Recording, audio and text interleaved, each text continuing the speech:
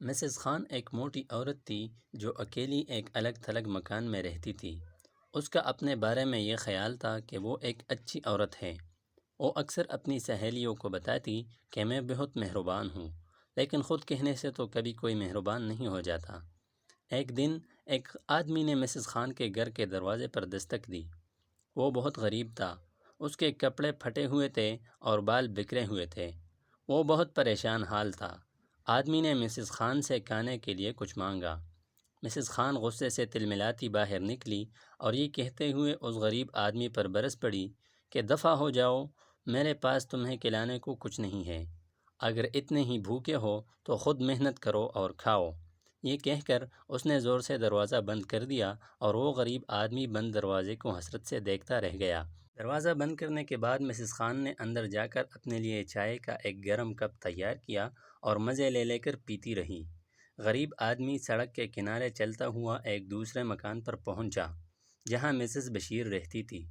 جو ہی مسز بشیر کی نظر اس غریب آدمی پر پڑی، وہ اس کی حالت دیکھ کر پریشان ہو گئی۔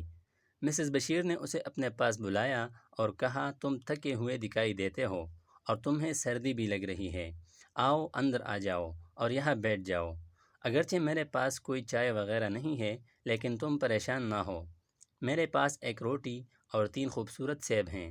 ایک سیب میں کھا لیتی ہوں اور 2 تم کھا لو۔ وہ آدمی اس عورت کے گھر کے اندر گیا اور بیٹھ گیا۔ تھوڑی دیر تک ان دونوں نے باتیں کیں۔ پھر مسز بشیر اور اس آدمی نے مل کر روٹی اور سیب کھائے۔ تب وہ آدمی کھڑا ہو گیا اور مسز بشیر کا شکریہ ادا کرتے ہوئے کہنے لگا، آپ نے مجھ پر بڑا احسان کیا ہے، لہٰذا سورج غروب ہوتے وقت آپ جو کام شروع کریں گی وہ چاند کے نکلنے تک جاری رہے گا۔ پھر اس آدمی نے دوبارہ خاتون کا شکریہ ادا کیا اور اللہ حافظ کہتا ہوا وہاں سے چلا گیا۔ مسز بشیر سوچنے لگی کہ اس آدمی نے کیا عجیب و غریب بات کہی ہے کہ جو کام تم سورج غروب ہوتے وقت شروع کرو گی وہ چاند کے نکلنے تک جاری رہے گا۔ وہ سوچ میں پڑ گئی کہ اس بات سے اس کی کیا مراد ہے۔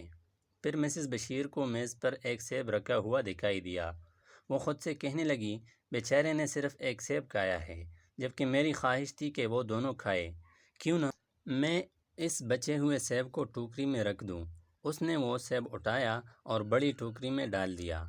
پھر اس نے مڑ کر دیکھا تو ایک اور خوبصورت سا سیب میز پر رکھا ہوا دکھائی دیا۔ یہ تو بڑی عجیب بات ہے، میں نے ٹوکری میں سیب ڈال دیا تھا مگر یہ پھر کہاں سے آ گیا؟ اس نے وہ سیب بھی اٹھا کر پھر ٹوکری میں ڈال دیا اور مطمئن ہو گئی، مگر اس کی حیرت کی انتہا نہ رہی جب اسے میز پر ایک اور سیب رکھا نظر آیا۔ جب وہ سیب ٹوکرے میں ڈالتی تو اسے میز پر ایک اور مل جاتا۔ اب مسز بشیر سمجھ گئی کہ اس آدمی کا بات کا کیا مطلب تھا۔ وہ ٹوکری میں سیب ڈالتی رہی یہاں تک کہ چاند نکل آیا اور پھر میز پر کوئی سیب نظر نہ آیا۔ اب اس کی ٹوکری سیبوں سے بھر چکی تھی۔ دوسرے دن اس نے وہ سیبوں سے بھری ٹوکری بازار میں جا کر بیچ دی۔ اس طرح اس کے پاس بہت سی رقم آ گئی۔ مسز بشیر کی سہیلی مسز خان نے اس غریب کو دھکے دے کر باہر نکال دیا تھا۔ اس نے جب مسز بشیر کی سیبوں بھری ٹوکری دیکھی تو حیرت سے اس کی آنکھیں کھل گئی۔ اس نے مسز بشیر سے پوچھا، یہ تمام سیب تم نے کہاں سے لیے ہیں؟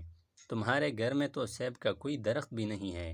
مسز بشیر نے اسے پورا واقعہ سنایا کہ کس طرح اس نے اس غریب آدمی کو کھانے کھلانے کے لیے روٹی اور سیب دیے تھے اور کس طرح اس نے شکریہ ادا کیا۔ مسز خان نے مسز بشیر سے تو کچھ نہ کہا، لیکن اپنے دل میں فیصلہ کر لیا کہ اب کے بار وہ بوڑھا آئے گا تو اس کو خوب کھلاؤں گی اور خوب پلاؤں گی۔ اگلے دن وہ بوڑھا دوبارہ آیا۔ مسز خان اس کو دیکھ کر خوشی سے پھولی نہ سمائی۔ اس نے بوڑھے آدمی سے درخواست کی کہ مہربانی کر کے میرے گھر کے اندر آئیں، میں آپ کی خاطر مدارات کروں گی۔ بوڑھا گھر کے اندر گیا۔ مسز خان نے اسے پینے کے لیے چائے اور کھانے کے لیے بہت سے کیک دیے۔ بوڑھے آدمی نے بہت سے کیک کھائے اور بہت سی چائے پی۔ تب وہ کھڑا ہو گیا اور مسز خان کا شکریہ ادا کیا۔ مسز خان غور سے وہ باتیں سننے کے انتظار میں تھی جن کے بعد اسے اپنی من پسند چیز ڈھیروں مل سکتی تھی۔ پھر بوڑھا آدمی بولا، سورج ڈوبنے کے وقت جو کام تم شروع کرو گی وہ چاند نکلنے تک کرتی رہو گی۔ یہ کہنے کے بعد بوڑھے نے اللہ حافظ کہا اور چلا گیا۔ چونکہ مسز خان کے ذہن میں تھا کہ سورج غروب ہونے کا وقت اسے کیا کرنا ہے، اس لیے اس نے 1 شلنگ کا سکہ میز پر رکھا اور کہا، جب سورج غروب ہونا شروع ہوگا تو میں شلنگ اٹھا کر بیگ میں رکھوں گی اور پھر چاند کے نکلنے تک سکے اٹھاتے اور بیگ میں ڈالتی رہوں گی، جبکہ آج رات چاند دیر سے نکلے گا۔ اس طرح صبح سے پہلے میں بہت دولت مند ہو جاؤں گی۔ آخر سورج غروب ہونے لگا اور وہ وقت آ پہنچا جس کا مسز خان کو بے چینی سے انتظار تھا۔ سورج غروب ہونے کے قریب ہی تھا کہ مسز خان بے دھیانی میں تیزی سے مڑی، جس کے نتیجے میں وہ میز پر رکھے ہوئے چائے سے بھرے برتن سے ٹکرا گئی اور چائے فرش پر گر کر بہنے لگی۔ اس نے جلدی سے کپڑا لیا اور فرش صاف کرنے لگی۔ جب وہ یہ کر رہی تھی تو اس وقت سورج غروب ہو گیا۔ پھر کیا ہوا؟ وہ بیچاری فرش صاف کرتی رہی یہاں تک کہ چاند نکل آیا، اور اس رات چاند دیر سے نکلا تھا۔